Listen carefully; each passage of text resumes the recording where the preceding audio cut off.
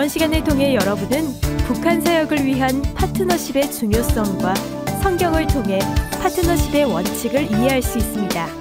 그리고 사역에 대한 교회와 컴패션의 역할과 파트너십 사이클을 통해 각 연차별로 진행해야 할 사항을 이해할 수 있습니다.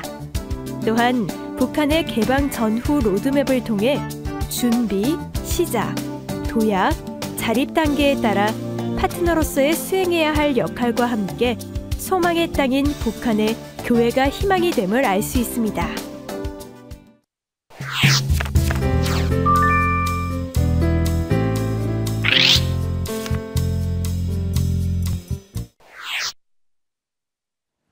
반갑습니다. 저는 교회와 컴패션의 브릿지 역할을 담당하고 있는 한국 컴패션 북한 사역팀의 전일구입니다. 교회와 컴패션은 북한 어린이들에게 그리스도의 사랑을 전하기 위한 공동의 목표를 가지고 만났습니다. 그리고 그 목표를 가장 효과적으로 이루기 위해 필요한 것이 바로 파트너십입니다.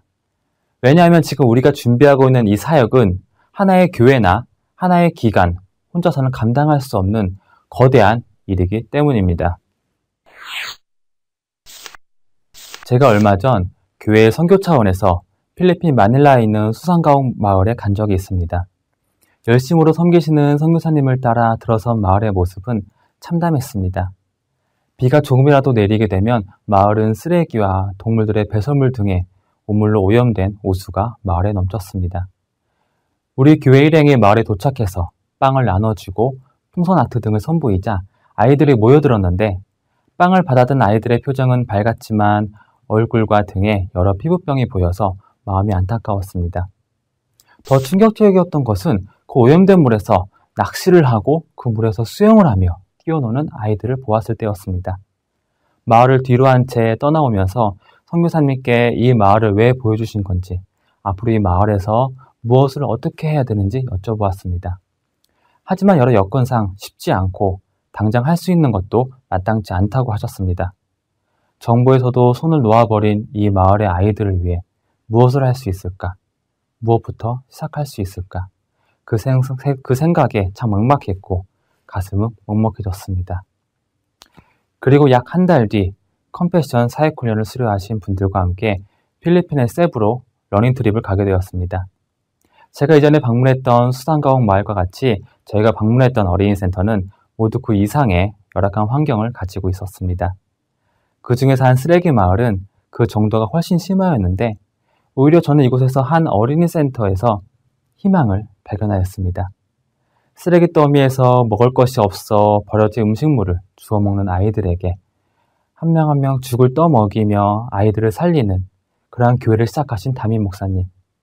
이제는 컴패션을 만나 헌신된 교사들과 함께 더욱 많은 아이들에게 깨끗한 환경에서 예수님의 사랑을 마음껏 전하고 계십니다. 무엇이 이런 큰 변화를 가능하게 해주었을까요?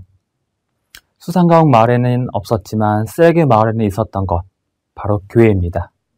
그리고 그 교회가 준비되어 있었기에 컴패션이 함께할 수 있었고, 이는 어린이 센터를 통해 그 지역의 수많은 아이들을 살리고 복음을 전할 수가 있게 되었습니다. 잠시 한번 상상해 볼까요? 지금 북한에서 자신의 꿈을 펼치고 하나님의 사랑을 먹고 자라야 할 사랑스러운 어린이들. 하지만 태어났을 때부터 주체사상이라는 억압적인 교육 환경에서 꿈을 잃은 채 살아가고 있는 북한의 어린이들이 우리 교회와 만나서 하나님의 사랑을 알고 친구들과 건강하게 지내며 마음껏 소리 높여 찬양의 예배를 드리는 모습. 상상만 해도 저도 이렇게 감격스러운데 하나님께서는 그 모습이 얼마나 보시기에 좋으실까요?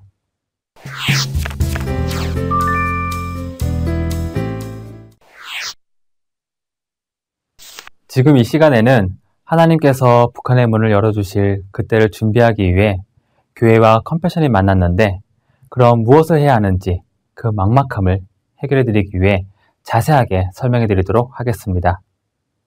먼저 컴패션 북한 사역 파트너십 핸드북을 펼치시고 함께 보시면서 이 강의를 들으시면 더욱 이해하기 쉬울 텐데요. 지금 이 핸드북을 받아서 갖고 계신 분도 있겠지만 만약에 없으신 분은 아래에 다운로드 버튼을 클릭하셔서 다운로드 받으실 수 있습니다. 핸드북이 없다 하더라도 이 영상을 이해하시는 데는 전혀 문제가 없으니 이 화면을 집중해서 봐주시길 바랍니다. 컴패션의 파트너십은 성경에 그 원칙을 두고 있습니다. 첫 번째로 파트너십은 그리스도 안에서 하나의 몸된 우리의 정체성을 바탕으로 합니다. 그리스도 안에서 우리는 한 몸입니다. 그리고 각자의 역할을 가진 우리는 한 몸을 위해 하나도 빠짐없이 조화롭게 사용됩니다. 한 몸으로서의 정체성과 평등함은 파트너십의 기반이 되는 것입니다. 두 번째로 파트너십은 서로 존중하고 서로에게 도움을 주는 관계로 세워갑니다. 바울은 빌립보서 4장 15절 말씀을 통해 주고받는 파트너십의 의미를 설명하고 있습니다. 파트너는 상대방의 우위에 있거나 혹은 어느 일방만을 위해 사명을 실천하지 않습니다. 함께하는 사역을 더욱 풍성하게 하기 위해서 겸손하고 낮은 마음으로 서로 돕고 섬기는 것이 진정한 파트너입니다. 세 번째로 파트너십 안에서 책임과 헌신을 다합니다. 파트너십은 공동의 사명과 비전을 위한 각자의 책임과 역할을 이해하고 존중하는 데서 시작합니다. 이러한 이해를 통해 우리는 서로에 대한 헌신을 귀하게 여기며 파트너를 존중하는 마음을 갖게 됩니다. 네 번째로 파트너십을 통해 의미 있는 변화와 결과를 만듭니다. 파트너십은 그 자체로서 목적이 되지 않습니다. 파트너십은 하나님의 뜻을 하나님의 방법으로 이루기 위해 존재하는 것입니다.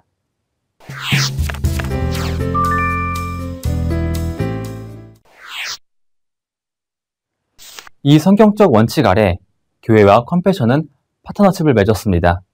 그리고 예수님의 이름으로 북한 어린이를 전인적으로 양육하며 이 땅에 샬롬을 이루고 하나님의 이름을 영화롭게 하는 사명으로 시작합니다.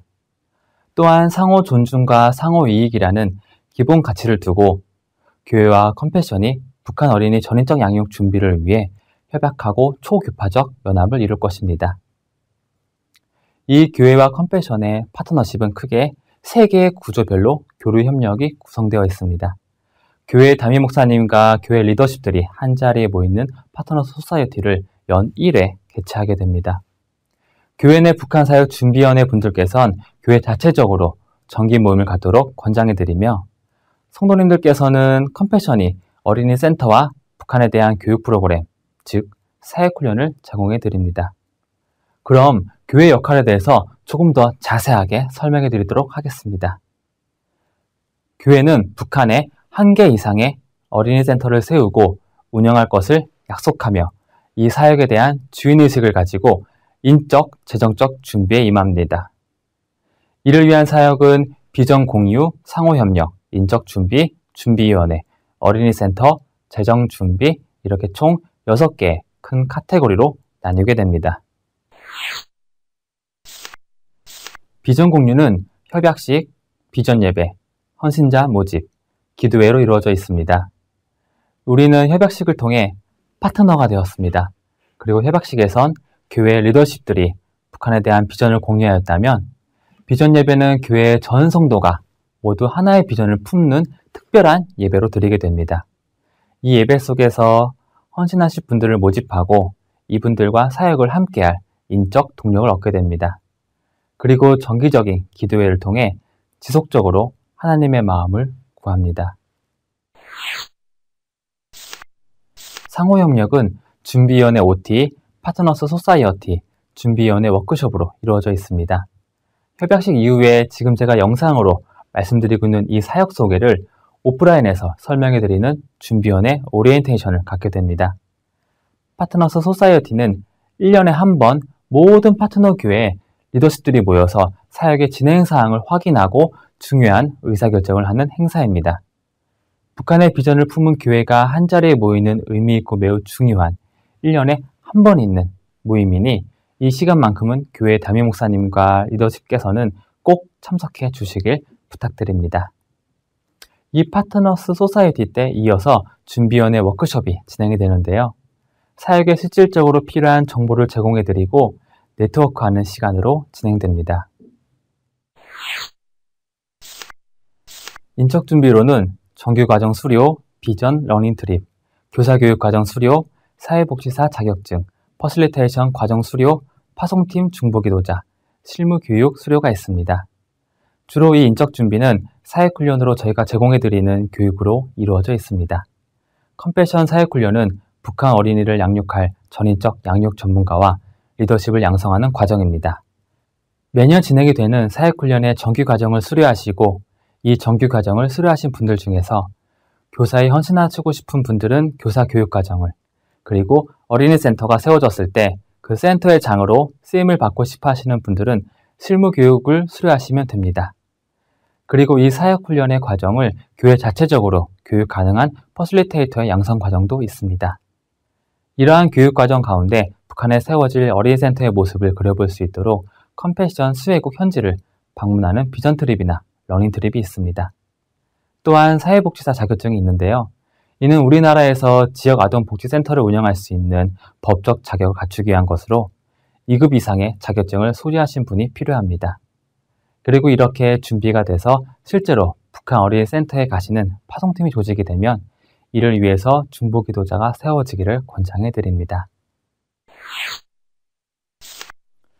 준비위원회는 준비위원장 선정, 준비위원회 조직, 파송팀 조직, 정기 모임 진행으로 이루어져 있습니다. 교회 내 북한 사역을 위한 준비위원장을 먼저 선정해 주시고 이를 함께할 준비위원회를 조직합니다.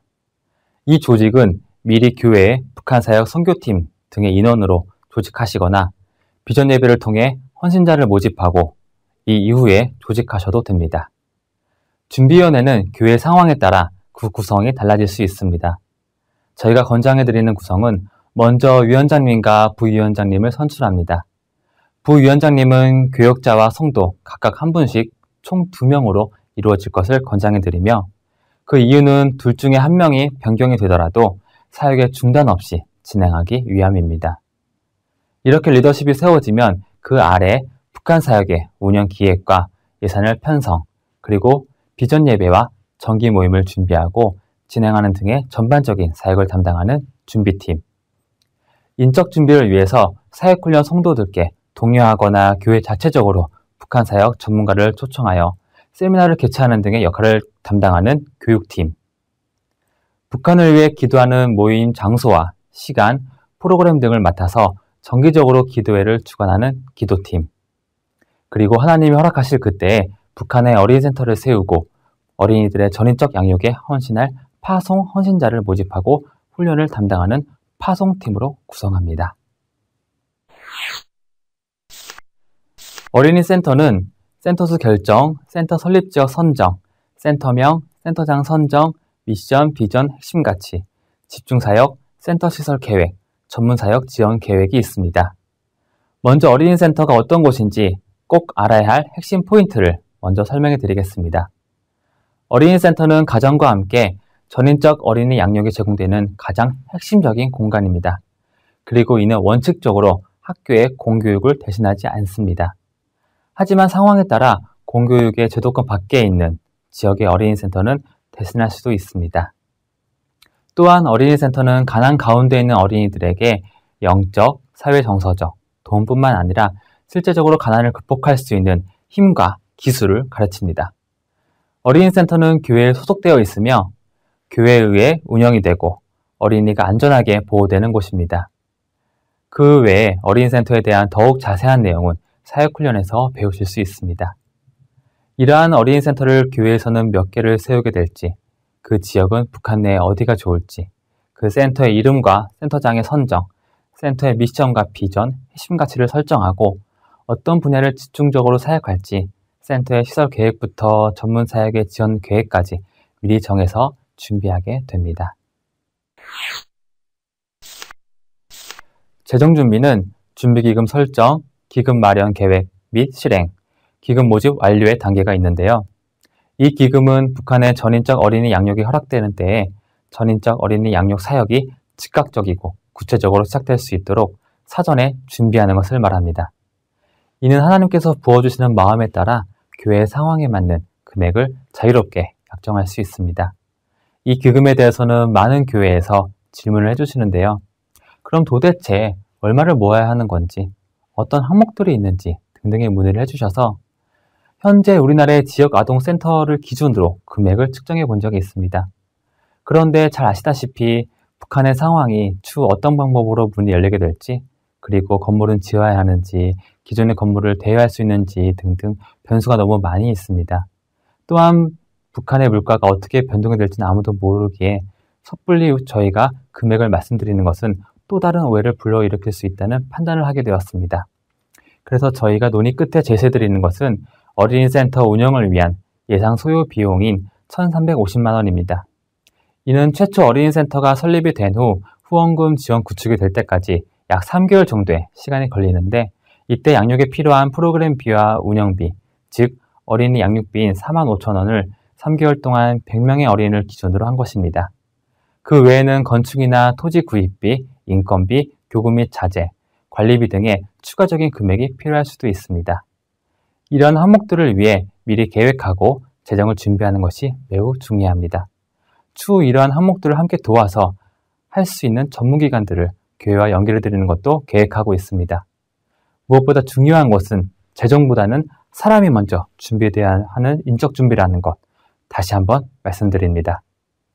컴패션은 지금까지 말씀드린 역할을 교회가 잘 감당할 수 있도록 이 사역의 주인은 교회임을 기억하며 교회가 온전히 준비될 수 있는데 필요한 제반 서비스를 개발하고 제공합니다.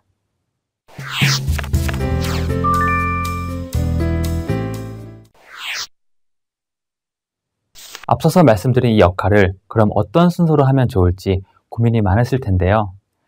협약을 맺고 약 3년 동안 사역을 진행한다고 했을 때 이 모든 역할을 완수할 수 있는 파트너십의 3년 주기 기준으로 이해를 도와드리겠습니다. 먼저 1년 차에는 교회가 컴패션과의 북한 사역을 함께 할 것을 약속하는 협약식에 담임 목사님과 준비위원장님께서 참석하시게 됩니다. 그리고 협약식이 끝나고 바로 이어서 준비위원회 OT를 합니다. OT를 통해서 사역에 대한 실무적인 이해를 하신 후 교회에서는 비전 예배를 준비하고 이 시간에 헌신자를 모집합니다. 이렇게 모인 헌신자와 준비위원회 첫 번째 정기 모임을 통해 준비위원회를 조직하고 기도회를 정규화합니다. 그리고 사역훈련을 받기 원하시는 분은 정규과정을 수료합니다. 이렇게 첫 해를 보내고 2년 차에는 매년 2월 말에 열리는 파트너스 소사이어티에 담임 목사님과 준비위원장님 및 부위원장님의 리더십께서 참석합니다. 바로 이어서 진행되는 준비위원회 워크숍을 통해 사역의 정보를 쌓아갑니다. 그리고 사역훈련 정규과정을 수료하실 분들 중에서 교사로 헌신하실 분들은 교사교육과정을 수료합니다. 두 번째 해의 준비위원회 정기 모임에서는 북한의 문이 열리면 어느 지역에 센터를 설립할지, 몇 개의 센터를 준비할지, 그리고 이에 따라 준비기금의 설정과 계획 및 실행을 합니다. 사역훈련의 정규과정을 수료하신 분은 러닝트립을 참가하실 수 있으며 일반 비전 트립을 통해서도 어린이센터의 현장을 경험하실 수 있습니다. 그리고 두 번째 비전 예배를 드리면서 2차 헌신자를 모집하고 다음 준비위원회 정기 모임 때에는 센터명과 집중사역, 미션과 비전, 핵심 가치 등을 정하게 됩니다. 교사 교육과정을 수료하신 분들에겐 실습할 수 있는 기회를 가질 수 있습니다. 3년 차에는 동일하게 2월 말에 파트너스 소사이어티와 준비위원회 워크숍이 진행됩니다. 그리고 교회 내에서 사역훈련 교육을 담당하실 분은 퍼실리테이터 과정을 수료합니다. 이번 준비위원회 정기 모임에는 센터장을 선정하고 파송팀을 조직합니다. 그리고 파송팀을 위한 중보기도자를 세우고 사회복지사 자격증 2급 이상의 소지자도 확보합니다. 3차 비전 예배와 헌신자 모집은 전년도와 동일하게 이어집니다. 그리고 센터장으로 선정되신 분은 센터장 실무 교육을 수료합니다. 이후 준비위원회 정기 모임에선 센터의 시설 계획과 전문사역 지원팀을 구성합니다. 이렇게 3년 동안의 파트너십의 역할을 모두 완수하였더라도 하나님이 허락하실 그때를 위해서 지속적으로 기금 모집과 함께 이 사역을 진행합니다. 이 파트너십의 사이클은 단지 이를 돕기 위한 권장 모델일 뿐이며 교회의 상황에 맞게 얼마든지 변경해서 진행해 주셔도 됩니다.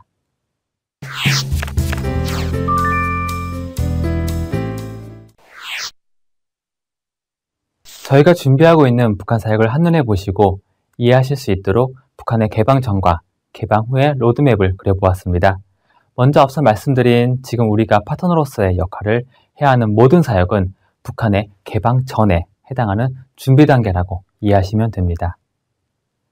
컴패션 북한 사역은 2014년에 런칭이 되었고 각 지역의 교회들과 함께 비전을 공유하며 기도로 마음을 모았습니다.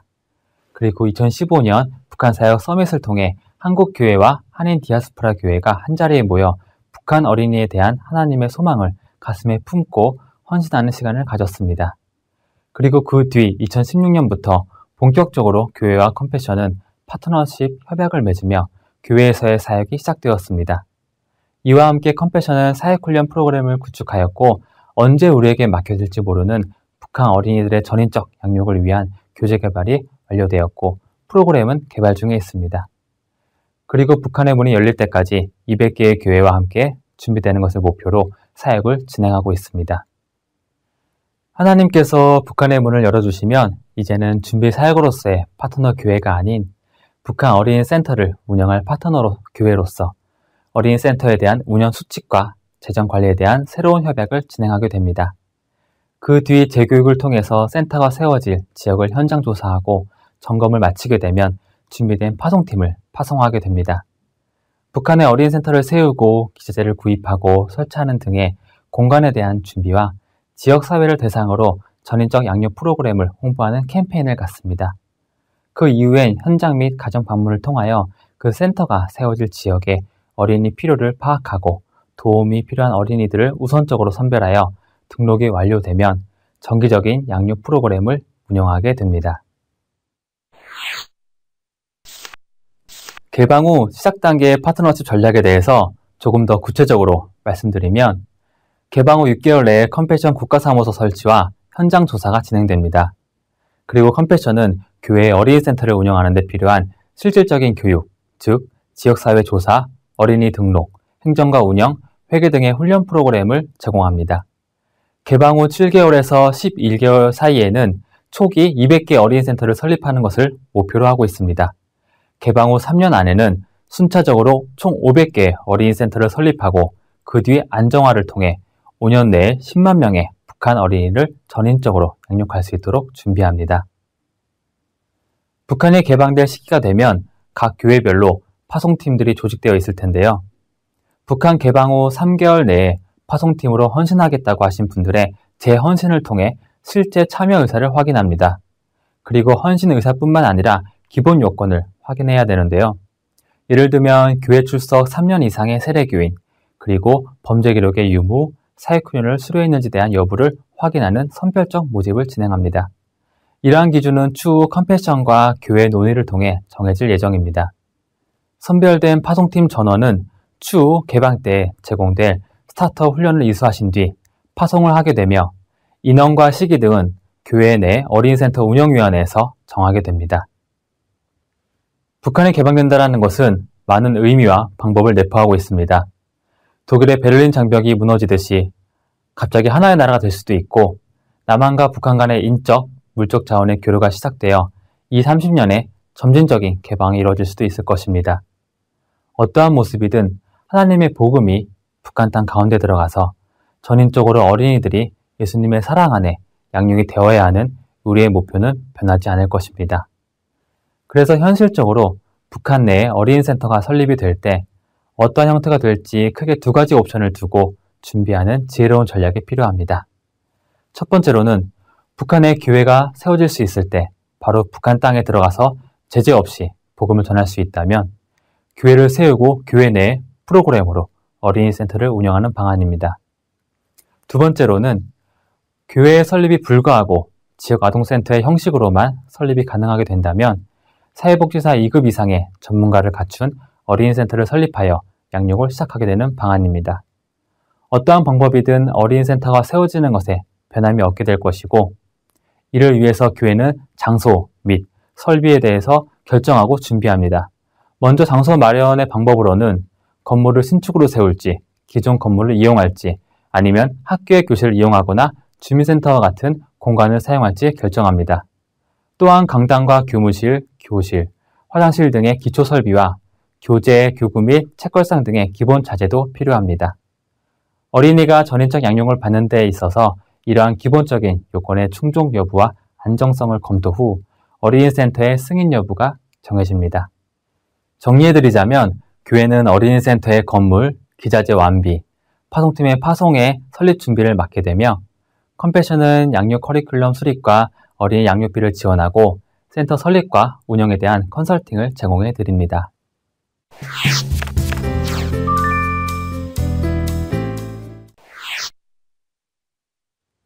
느헤미야서를 보면 예루살렘의 성이 허물어지고 성문이 불타며 그 안에 백성들이 큰 환난과 능욕을 받고 있다는 소식에 느헤미야가 몹시 슬퍼하는 장면이 나옵니다. 어느 날 갑자기 바사의 왕 아닥사스다는 그런 수심이 가득한 느헤미야를 보며 그 근심을 제거하기 위해 무엇을 원하는지 물어봅니다. 그때 느헤미야는 나를 유다 땅 내 조상들의 묘실에 있는 성읍으로 보내주시고 성의 건축을 위해 왕의 삼림 감독 아삽에게 조서를 내려서 성전에 속한 영문의 문과 성곽과 들보로 사용할 제목이 필요합니다. 라고 이야기를 합니다. 갑자기 예상치 못한 왕의 질문에 느헤미야는 어떻게 이렇게 즉각적으로 구체적으로 필요한 것들을 왕에게 담대하게 이야기할 수 있었을까요?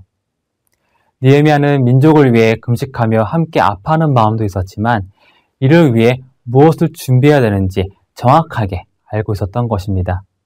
그는 울고만 있지 않았습니다. 기도를 하면서 철저히 준비하고 있었던 것입니다.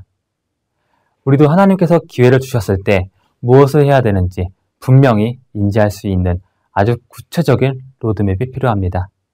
그리고 그 쓰임을 받기 위해 실제적으로 준비해야 합니다. 어느 날 갑자기 정부의 통일부 관련 사람이 북한과의 교류가 시작이 되었는데 교회는, 컴패션은 무엇을 할 수 있습니까? 라고 물었을 때 우리는 지금까지 이런 준비를 하였고 앞으로는 어떤 계획이 있고 무엇을 할 수 있습니다. 라고 느헤미야처럼 담대하게 이야기할 수 있어야 할 것입니다.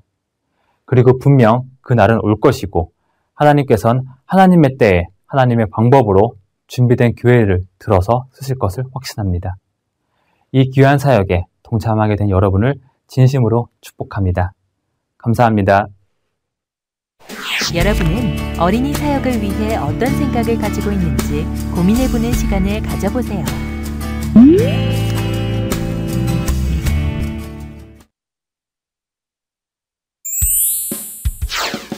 이번 시간에는 교회와 컴패션의 파트너십에 대해 살펴보았습니다. 수고하셨습니다.